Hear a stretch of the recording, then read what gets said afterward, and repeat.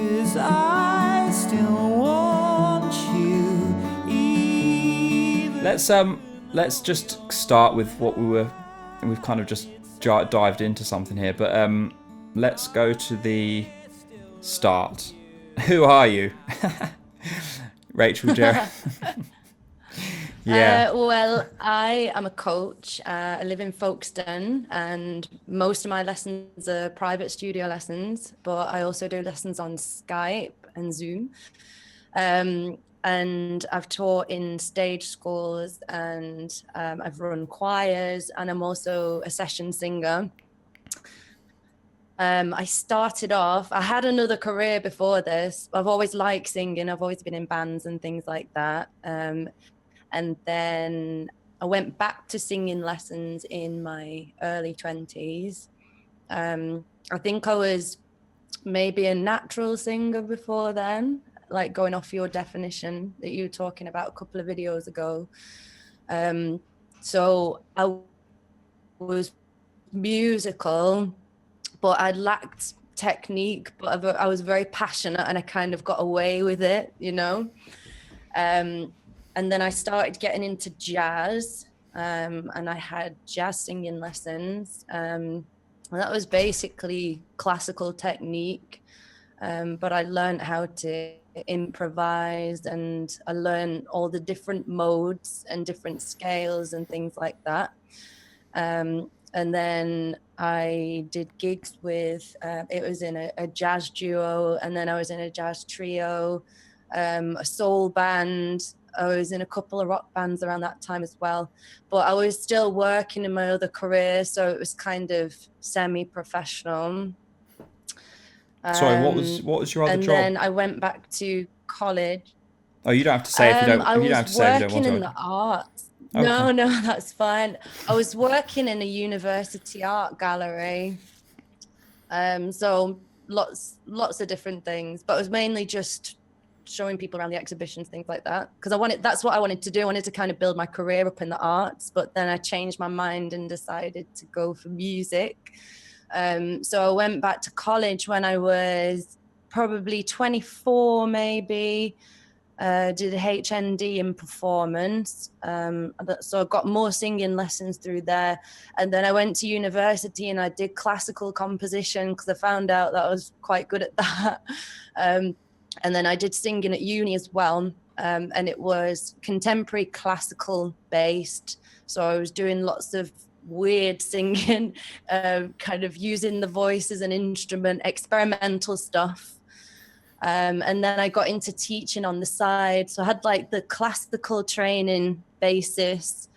And then I would teach people how to improvise and teach them the scales and modes and things like that.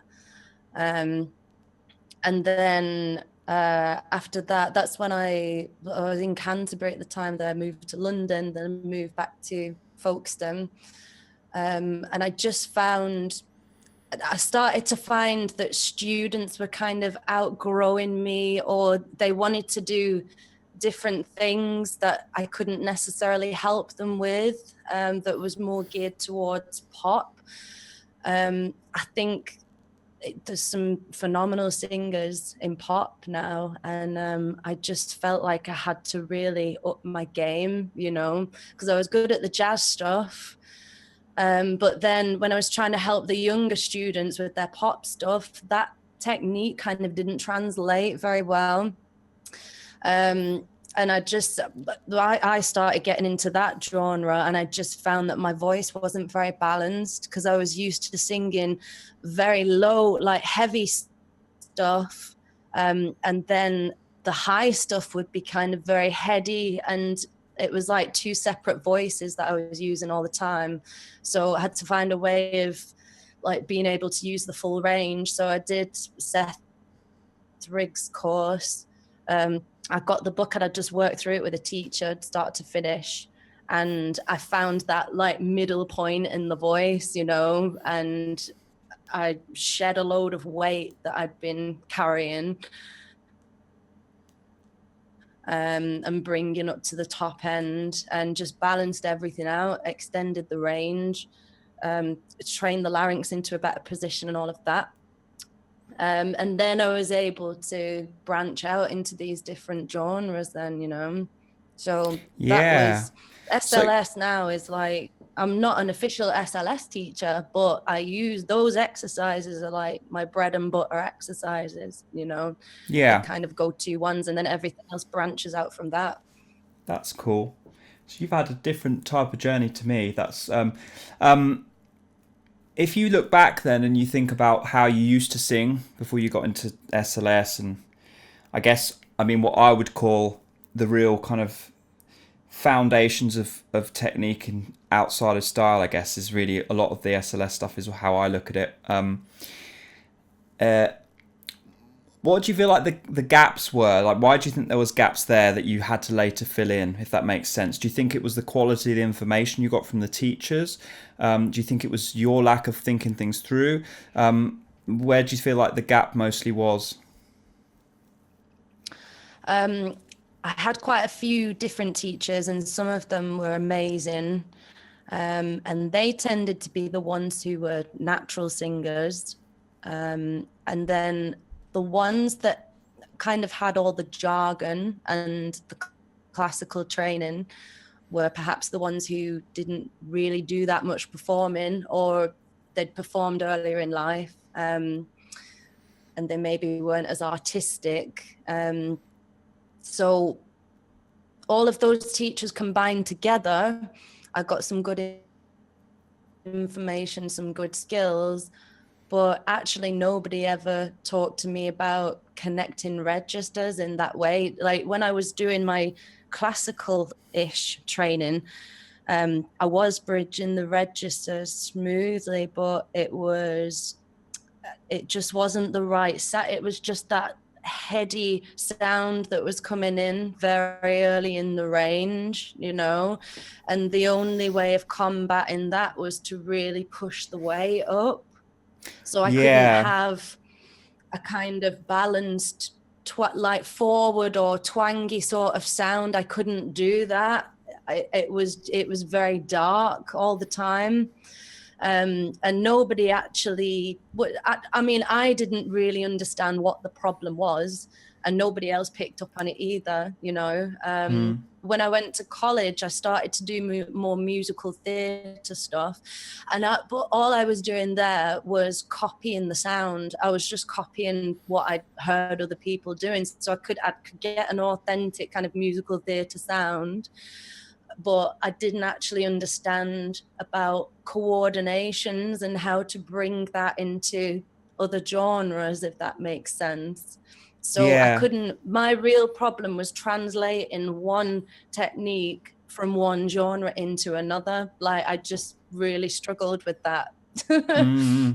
Yeah, it's funny because I think one of the these broad issues that happens is that people kind of hear heady hooty sounds and they learn that, and they hear chesty sounds and they don't have any sense of like how those two things are kind of in some sense linked together. And what I mean by that is as you lean into compression more, the sound will naturally fill out and get chestier. And so if you learn like with SLS or SS, if you learn like medium compression through the range, it gives you a sense of that middle ground where you feel like, okay, actually these two sounds aren't just these two completely isolated separate entities, which I think a lot of probably more so female singers that came from that either classical or more traditional background, often they've learnt how to sound heady quite well, but they just associate anything chesty as this other voice almost. So they've got no sense of where do these two things come together. So when you said you got into teaching, did you just kind of off your own back go and start teaching, or did you have some help to kind of ease your way in? Just because I was one of the only singers there, and then other people wanted to sing, and they were kind of, oh, can you just teach me how to do this? And then I'd go away and kind of find out how to do various things. And like I'm good at teaching naturally, like whatever it is. And I thought, yeah, I'm really enjoying this. And then I'd get people coming over to my house. Like I kind of fell into it. really. And that because I could teach improv as well, which a lot of people can't. And then just put an advert up, you know, and just thought, well, I'll just see like what happens, you know. Didn't charge very much, you know. Like I always told people that I wasn't that experienced, but people liked my lessons and they just liked the fact that I was kind of learning with them as well, you know. But it's only been, I mean, probably the past, I started to get more and more serious about it. But I think the last 2 or 3 years is when I've been really obsessed, you know, and it's just been singing all the time. Like it's usually probably 4 or 5 hours a day for me. I might have a day where I don't do anything, but it's not because I'm being disciplined. It just happens like that because I'm just thinking about it all the time, and I just really want to solve people's problems and my own, obviously, as well, you know. So yeah, I've had those dodgy lessons as well when you kind of look back and cringe. Some of those you learn the most from, but though. the thing is with me, I've never, yeah, absolutely, yeah. But I've never done the jargon thing where now I look back on some of my teachers and I see that they were just talking the talk, you know, and I've never done that with people. Like if I really don't understand the terminology, then I won't use it and I'll just use my own words, you know. Yeah, I tell you what, that's a great quality for a coach, because the reality of voice coaching is it's hard to do and it takes time. And I found normally nowadays, I've generally got an answer for questions, but I've found that the answers I've come up with through my own learning and things aren't probably that typical if we're talking, I mean, in these types of circles there will be more so, but if I think about your typical kind of, you know, small town voice teacher that's just locally advertising, the types of discussions I'll have with people and the types of concepts I cover are not typical. I'm thinking of these, the ones we've all heard, like, you know, open the throat and sing in the mask and support the sound. These types of more vague terminology that once you actually start to pick away at, you think, well, what are they actually saying here? And it starts to be very difficult. They become these really subjective terms that you can really interpret in so many ways, especially if you've got singers at different levels of ability and things. The broad things that you teach that you would say apply to all styles. Don't worry too much if you don't have super detailed answers or anything. We can No, I have. I've written a load of stuff down for this because it is an interesting question. So one of the most, obviously, pitch is very fundamental. Having the registers connected and balanced and having that as your starting point that you can then branch out of.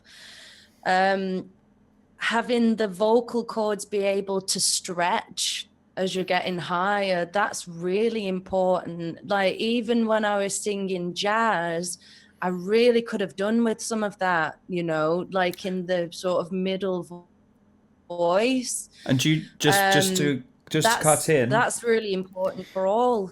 do you feel like when you say stretching the chords up top, if I said like a sense of release up higher, as in feeling like you're not hitting a ceiling, is that what you mean? As in, there's somewhere to go at the top. Yeah, that is super key. Yeah, absolutely. Carry on, sorry. That's what it feels like for me. Like when I'm singing, that is literally the feeling that I go for. It's like that elastic band feeling, and like it's like tension all the time, and it feels like it can move freely. And even so, when I was singing lower, when I was doing the jazz stuff, I didn't have the tension. I was just singing on like the full sort of mass, as if I was speaking.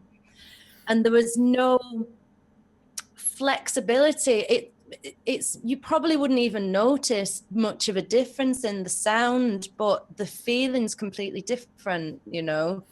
And you can just do more things. It just that's what it feels supported. It feels like you're in control of it at all times, you know. That was like a real breakthrough for me, having that feeling. So I do exercises with absolutely everybody to cultivate that, you know. And then the difference between different genres with that. Yeah, so really it depends. I mean, every genre has its kind of typical sounds. So it depends on the sound that somebody wants as to where you're going to then branch out to from that starting point. And I've made a note here, I think, this is my opinion, but this is how it seems to me. In each genre, there seems to be the classical end of it and the contemporary end of it, like on a spectrum. So, for example, with jazz, you'll have stuff like Ella Fitzgerald, those old torch singers, the crooners. They're kind of almost is very closely related to classical technique. Or bel canto even. And then you'll get on the other end of the spectrum, jazz singers who are just making crazy noises, you know, and then obviously everything else in between as well. And it's like that with pop, like classic rock. It's quite, the technique can be quite proper. And then you'll get crazy rock at the other end of the spectrum where it's all growling, you know, and then obviously again everything else in between. So it does depend on what kind of sounds the person wants to produce, you know, as to what direction we're going to take it in. You know, you can apply that to everything as well, pop and soul. Like there's always the conservative end and then the really experimental end with the sounds. So it's just keeping up to date with it for me. I have to keep up to date with, like, there's loads of new sounds coming through in pop. There's like, it's like a fashion thing that's going on where it's kind of very nasally and twangy and crackly, and I've had to learn how to do that, you know, even though I don't really use those sounds myself. Especially the younger people who are coming through now, like that's how they sing because that's what they've been listening to, you know. What did I have in my mind? Yeah, I liked a lot what you said about in all styles and genres you have this sense of people that gravitate more towards the conservative end of things and more towards the, you know, out there crazy or more experimental. I've get that sense, and I think the choices that an artist make. I mean, I've kind of spoken about this before numerous times, but if you can get somebody to match their nature with where they're going stylistically, that's going to be their best end point. Because some people are just naturally more conservative, they want to fit in, and some people are more adventurous, they want to do their own thing. And that nature has to determine where the singer's going to ultimately go. Does that make sense from your perspective?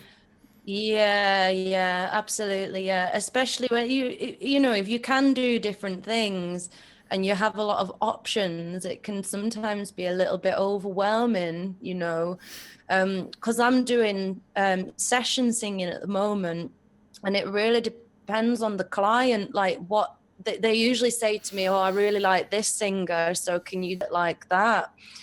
And I am bringing some personality into it, and they always ask my opinion and stuff like that. But at the end of the day, you do have to fit yourself into a particular box. And I quite like that, to have those boundaries, and because I can just concentrate on doing that, you know, and then for the next client, I have to kind of sound a little bit like this. And that's been quite eye-opening.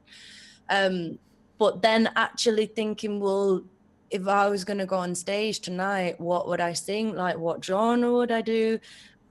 What is my voice? What's my signature sound? That's been a little bit harder. That's still an ongoing thing. And I have like a little box of sounds that I really like and techniques that I really like that I always use without thinking, no matter what genre I'm singing, you know. But that's still being built for me, definitely. Yeah, that's and I think as I found that I developed that most through finding artists who I really look up to, and I think that's probably so. Like with me, because I've kind of I learnt the songwriting and the singing kind of all at the same time, and so I've kind of they kind of almost interlinked in my mind. So I've been able to I find my own personality, my own thing through my own songs, I guess, which I feel like is easier because there's no blueprint. When you write your own song, you're not copying anything. You're copying broadly everybody that came before, but obviously you put in your own stamp on it. Where were we at? We were at this different styles and different genres, broad stylistic differences. Did you have anything else on your list? Yeah, I was gonna say as well, like on the spectrum of, shall we say, classical versus experimental, I was thinking also about how much you would break the rules, but what I really mean is how much exterior muscle you would use and how you would change the vowel and things like that to change the timbre and things like that, which obviously in pop occurs a lot. In rock, it does. A lot of rock singers want to be able to do distortion, things like that. Musical theatre tended to be more straight, but now with the new musicals that are coming through, they're actually being sung more in a pop voice, like a very contemporary sound, and they're kind of heading towards that direction a little bit more now. There's that as well. Things like a lot of girls come in and they have a lot of tongue root tension. But it's just because they're trying to get that kind of dark, like maybe a Christina Aguilera sort of sound, where it turns into that. It's that very particular sound, but they assume that it's done a certain way, but you can actually do it in a healthier way where to me, it's like you're tapping into like the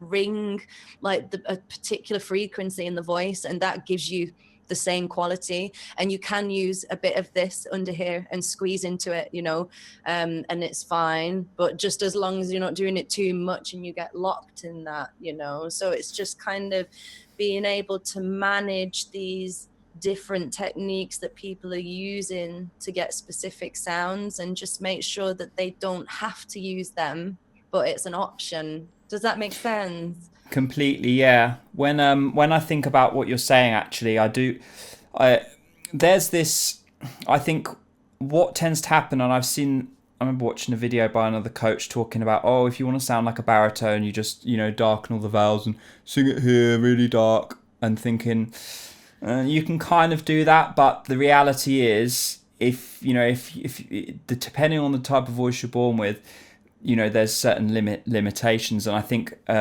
just like if a girl tries to sing like a guy, she's just not going to be able to do it. No matter what she does, it's just not going to sound the same.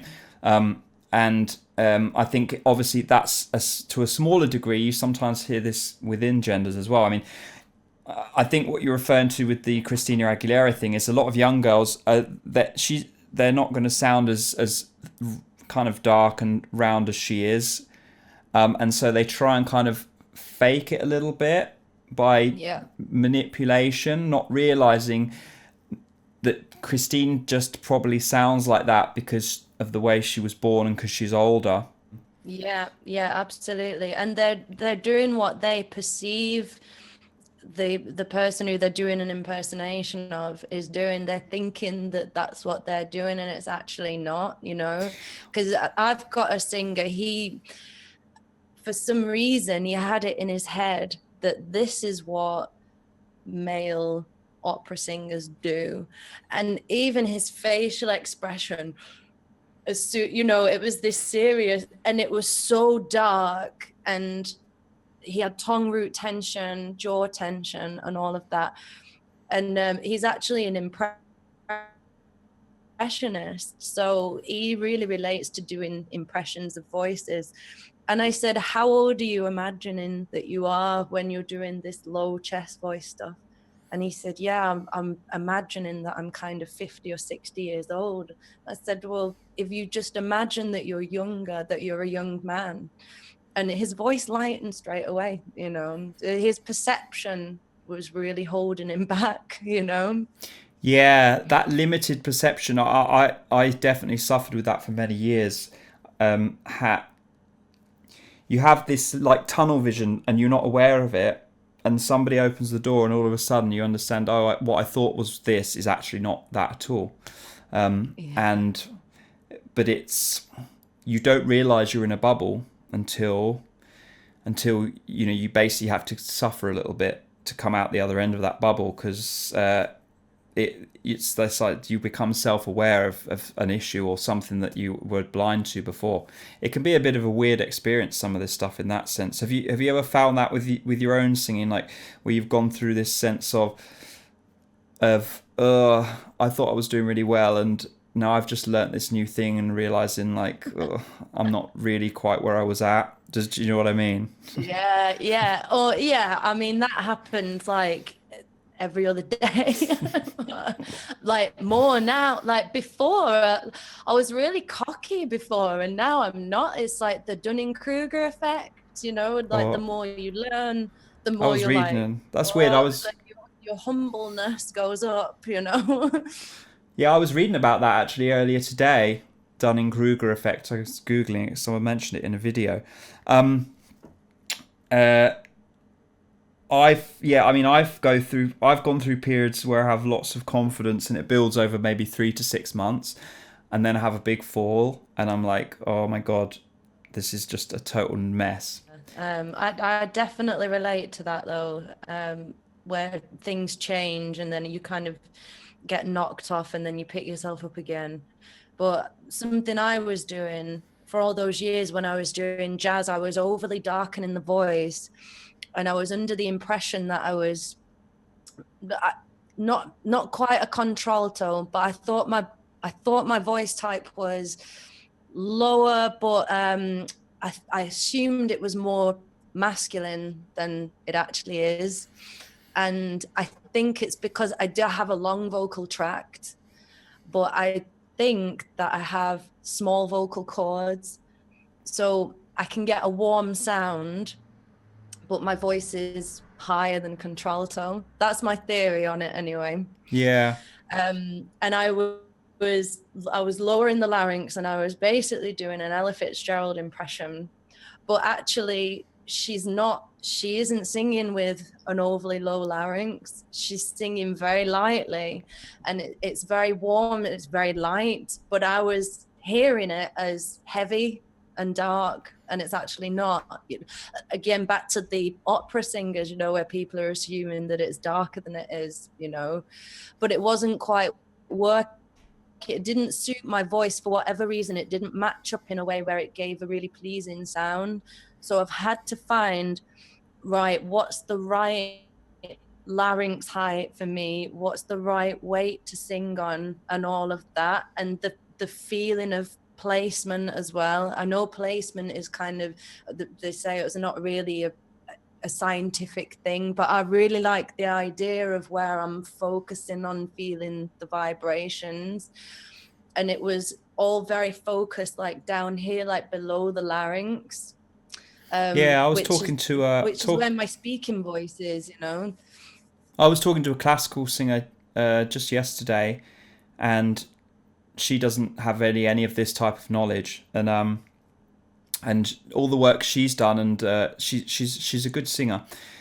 She works professionally, but all the work she's done is simply just support the sound, and that's almost it. She doesn't know anything more than that, and she's got very good just with that. But I've found some singers just figure it out with very little knowledge at all, and then others, you know, that will just not help them at all. Do you feel like that everything you've learned is kind of put together and that's your singing, or do you feel like everything you learned allows you to kind of let go and just express yourself in the way you would have done if you didn't kind of I guess like learn it the wrong way, or learn it kind of, let me put it a better way. No, I get Do you, what you mean. do you feel like you've learnt to sing, or do you feel like you've just learnt to express yourself in the way you always, in a free way that you probably did as a child, if that makes sense? Do you know what I Yeah. mean? Yeah. The second one. Yeah. You feel like you're more Because just learning to be open. yes, in the sense that I can make the noises that I want to make, without struggling to do that. And that, I've also noticed that I'm singing in the same way that I did before I started doing the jazz. Because when I was younger, when I was a teenager and I was just having fun with it, I was actually really good, like for my age, especially, but I didn't really do anything with it. Um, and I remember thinking later in life, like, oh, I used to be able to get that really high note on that song, like how, and like I've been able to get back to some of those things that I was able to do where before I had any tension or I don't know, before life happened. Yeah, that's the um, thing. so, so yeah, the second one. Yeah, that's the thing, because I think, and I try and get this across in videos I make, it's very easy to become worse by being exposed to a lot of this information. And I think that is something that's so important for people to understand. And I see it all the time with people that start going into all of this super convoluted high level detail stuff, and they are singing, if anything, worse, and they're certainly not singing any better. You've got anything to add to that, in terms of Yeah, well, your I've got journey? a 5-year-old. I've got a 5-year-old son, and I'm just amazed sometimes what he can do with his voice. Like he can slide up really high, like with no cracks. And like he does the mum exercises with me in the nays, and he can copy the pitch, and he can do distortion really well. Like if he's being a zombie or something, like he does this really gravelly. I'm like, how did you do that? And he's completely relaxed. It doesn't make his voice go hoarse, or he's not straining or anything like that. It just works, And I remember feeling like that because I used to record myself when I was like maybe 8 or 9, just like into a tape recorder, and I'd just like sing along with whatever was on the radio, and it was a lot of classic rock, and I just like high female stuff, like G5s and things like that, and I just remember it coming out really easily. I don't ever remember straining or it hurting, anything like that. Never made my voice go hoarse. And it just comes out, But I think you can get that back from SLS, definitely, where you Oh yeah. just believe the pitch is going to come. Well, and you just, I think that's the closest to it. I've not had it to that degree, to be honest, but nearly there. yeah, I mean, one thing, young kids have really short vocal cords, so they can get super, super high easier than even, I mean, women's voices their cords do lengthen out. Their voice does change in adolescence, just not as drastically as men's do. And so there's that, but there's this sense that you have to learn to have a break, in a sense, because when you just let your voice do what it wants to do and you don't get in the way of it, it's actually pretty hard to have a break. You kind of have to work for a break, is the way I feel like. When anyone has a break in their voice, it's just I'm having to just kind of show them how they've put it there, versus trying to get them to fix it, if that makes sense. So it's, when you're young, you don't have any of these concepts to get in the way of just expressing yourself. It's the emotions that direct the sound, and you just go there. I'm really interested in the logical side of it as well. I am very logical as well. I think I'm balanced, but I can easily swing either way. I think I'm very intense on both sides, actually. Like that's how I am as a person. But for sure, that's how it started. It was definitely like right side of the brain thing, intuition, all about expressing. Didn't matter if it came out not sounding right, you know. And then I think I probably went towards the other end a little bit too much, but I feel like I've come back into the middle again.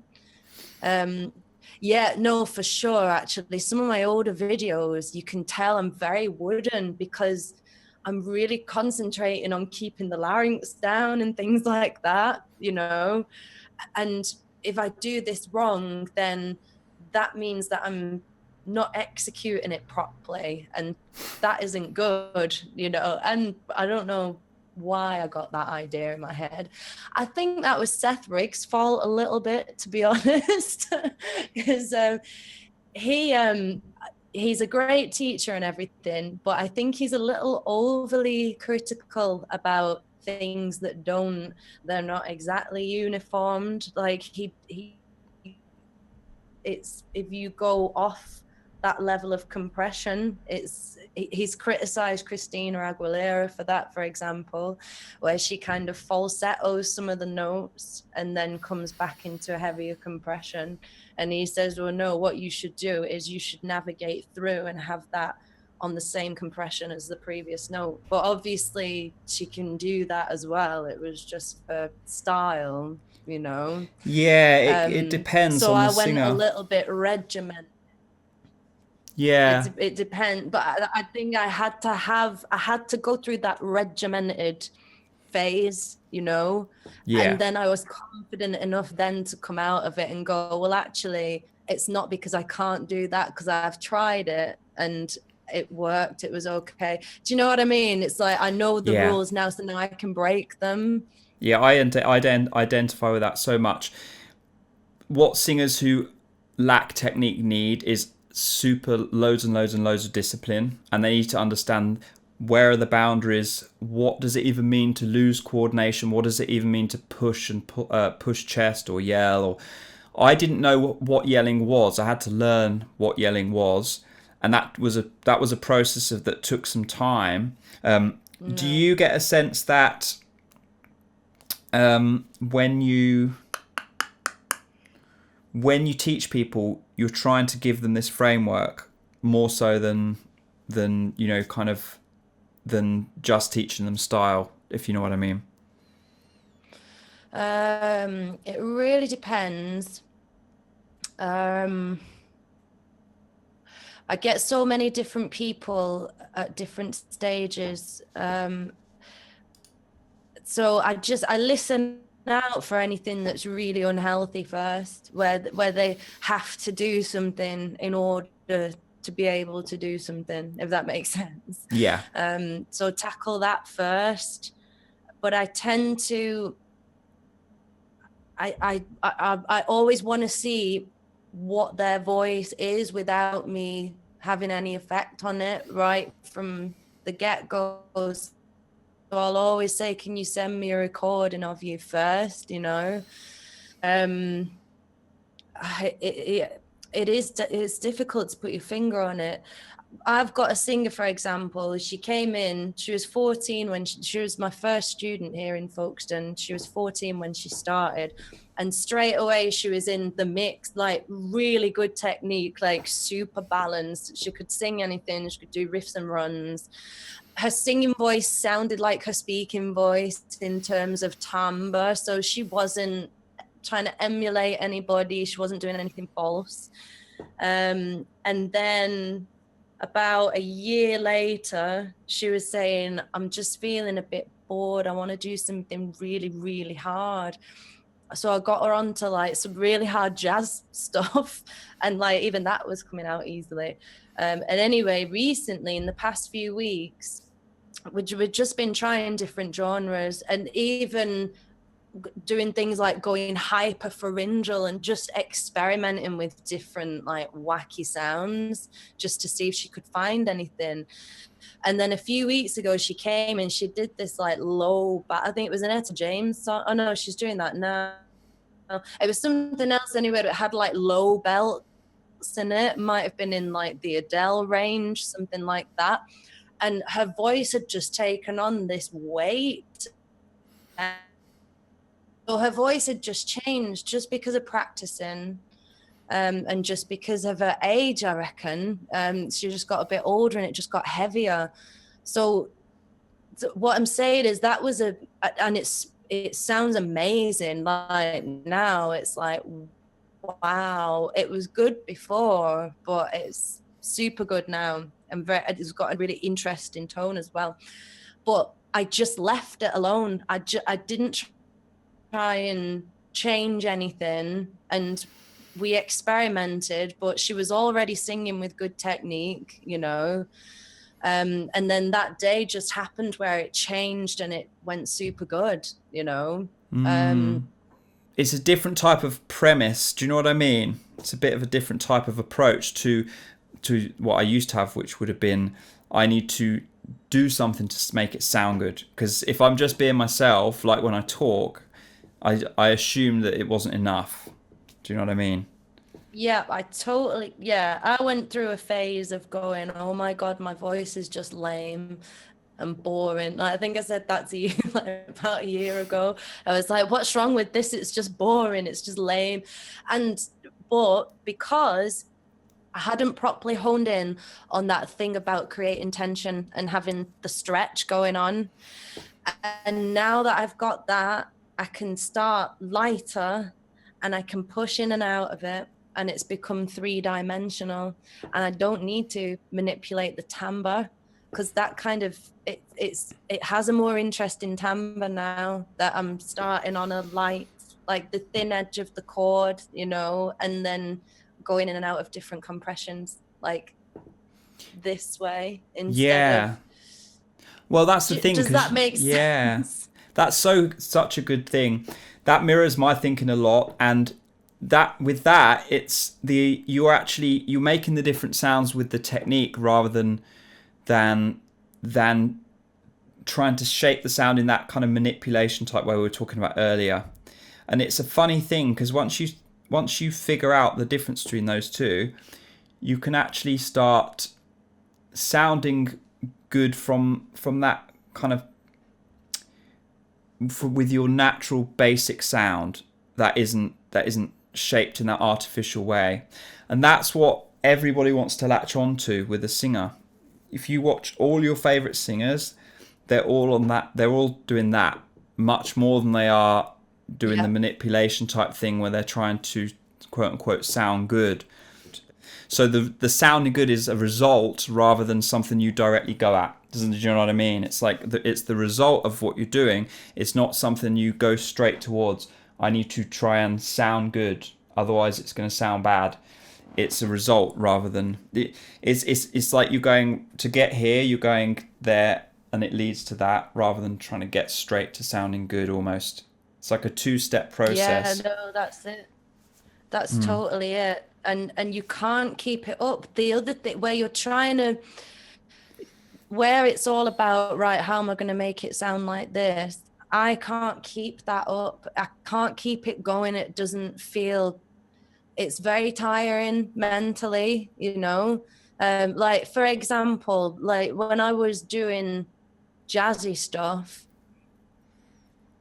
if I'd have to go and then sing, say, in my soul band, it was like 2 different ways of doing it, and it was all about, how am I going to sound like this, you know? Like for a whole gig, I was thinking, am I singing like a soul singer the whole time, you know?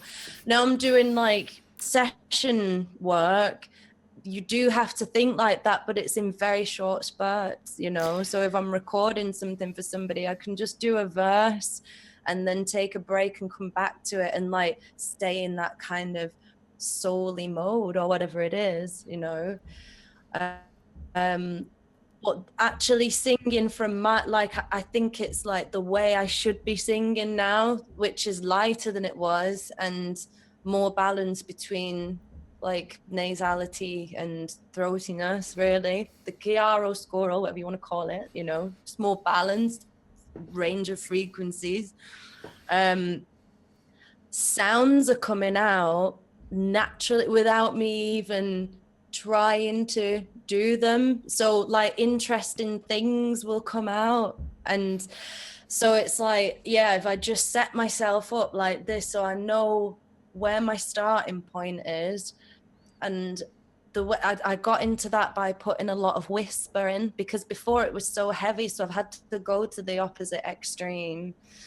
And I started to just put more whisper in the verses, and then the compression was kind of on like a singing a lullaby compression, and then everything gradually evened out, and grit started coming through sometimes, and then I can lean into it and my belts sound different and everything's more stretchy. So it's kind of a mixture of me kind of being in the driving seat, but also my voice is giving me things as well without me actually trying to make it do that. And it's like a nice balance of the two things now. Yeah, that's nice. And I remember having experiences where I would happen to just coordinate in a certain way, and I remember noticing, that when I do it, it kind of just sounds, it feels like the sound is more, there's more to it. Like it's more of a complicated sound, as in it's not as flat or one dimensional, even though I'm hitting the same type of pitch. And those types of experiences can like have helped me a lot, like move towards understanding the difference between when it's going in the right way and when it's not. I think a lot of the time people need to go more towards that than they do towards trying to shape everything, because that's people don't latch onto that as much as they do to a unique sounding singer that is just where there's no disruption in the communication. What people hear, I feel like, is, and I'll let you speak in a sec. What people hear when they hear bad technique is they constantly getting they want to connect with that other person, the singer, but what they hear is every few seconds, like something's like getting in the way. Like they feel like something like is there, like stopping the communication happening. That's what I feel when I hear a bad singer, and I see it, and that's because of the inhibition or the technical limitations, and there's the channel of communication closes to where it feels like there's a wall there, versus when it's just like going back to what we were saying earlier, this idea of letting go of all that and just getting back to this real open emotional kind of free, no bullshit mentality. What Mark Baxter was kind of talking about that, wasn't he? About having the filters on, but really it's just, why have you put a filter up when your intent is just to have that other person hear what you're saying? You know? It's even hard to know what a filter is. With me, sorry, go on. It's hard to know what a filter is when you're not aware of any of this stuff. But carry on. Yeah, and I think I get it at home when I just burst into song. There's no filter on then, but as soon as I'm like recording or anything like that, there's a filter. But when I'm performing, there isn't. Sometimes there is, but usually on stage there's not, actually. For some, I don't know why, for some reason. But I have a real problem with vowels because of my accent. And I'm still at the stage where I'm aware it's really hard for me to get out of this. I'm not sure what it is. I've got this particular thing that goes on in my timbre, and I've realized it's because of particular vowel shapes. So I'm still trying to really get away from that. So I have that filter on, and I also have the where I'm trying to control the sound. I do have that as well still. Yeah, I mean, I think it's getting better. So. It's very hard to, because you'd have to make adjustments to get better at it, but then it's like, well, it takes time. I feel like in terms of vowels, this I was struggling on certain vowels even like a year ago, and that was like 9 years in. To be able to understand how the different parts of the vowel interact and are separate from one another, and understanding what needs the little bit of pressure and what needs to, oh my word, it's a difficult thing. I mean, kids obviously get it because they learn it when they're young, but that was probably the hardest thing for me to learn, I'd say, out of everything I learned, is sing any vowel freely. And this is why you get so much information by coaches, and this is where I was most critical of Seth and his wife, is that they kind of advocate more towards modifying and adapting the vowel to accommodate that lack of technique, which does fix the problem, but it means that you never really master your technique. Like a singer like a Whitney or somebody who could sing wide open on those powerful sounds and was still balanced. But the hardest thing for me definitely was not pitch adjustment, wasn't range, wasn't really different compression levels. It definitely was singing in mid-range on any vowel, and higher range as well on any vowel, and not have to worry about the vowel at all. Like, that was definitely the hardest thing. So the fact that you feel like that you've got most of it, and you're like, there's bits that you kind of question marks in your mind. To me, that sounds really normal, because I think that is the hardest part of singing in a sense. Where you said you've got have you got a website at the minute? Or I know you do YouTube covers and stuff. Do you have like a teaching website people can go to?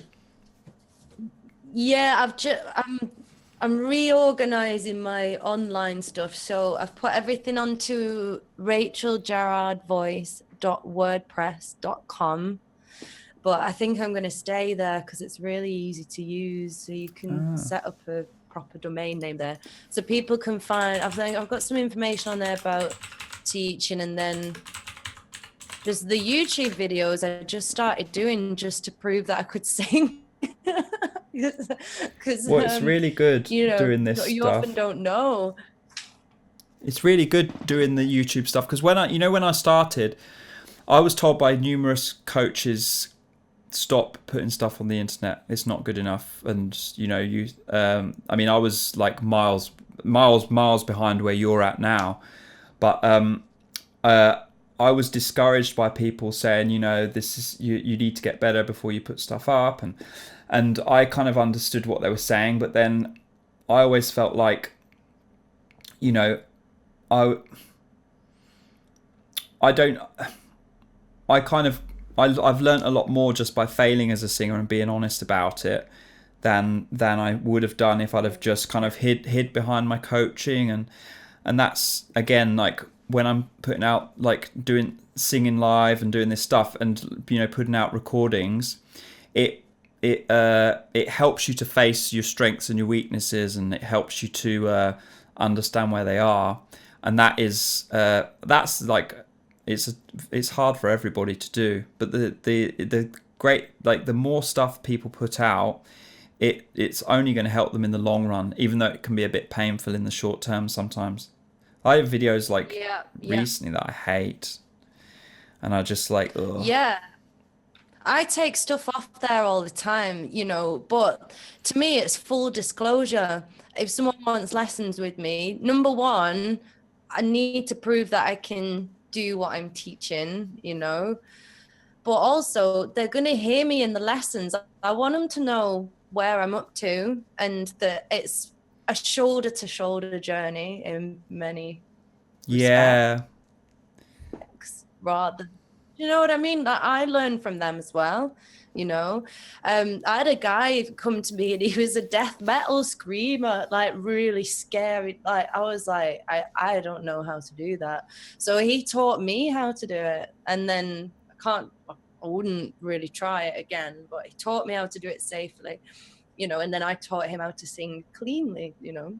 And that girl who came in with a perfect mix, like she had a better mix than I did at that point, you know. And I always ask people, like, you know, when you do that, what are you actually doing? Like stuff that I can't do, that I'm not very good at, or might be like people who can do runs really easily. I just ask them how they're doing it, you know, and I've got no shame about that, you know. So I just believe in, I'm learning with them, and I'm confident in the fact that I'm really passionate about it, and I'm getting better and better, and I know a lot and I'm learning a lot. Like I feel like I don't need to prove anything, whereas maybe when I was younger I did. But it's the Dunning-Kruger effect again. So now I'm more humble, now that I know more, then I don't have a problem with people knowing that I'm not perfect as well, and that I'm still climbing the mountain, you know.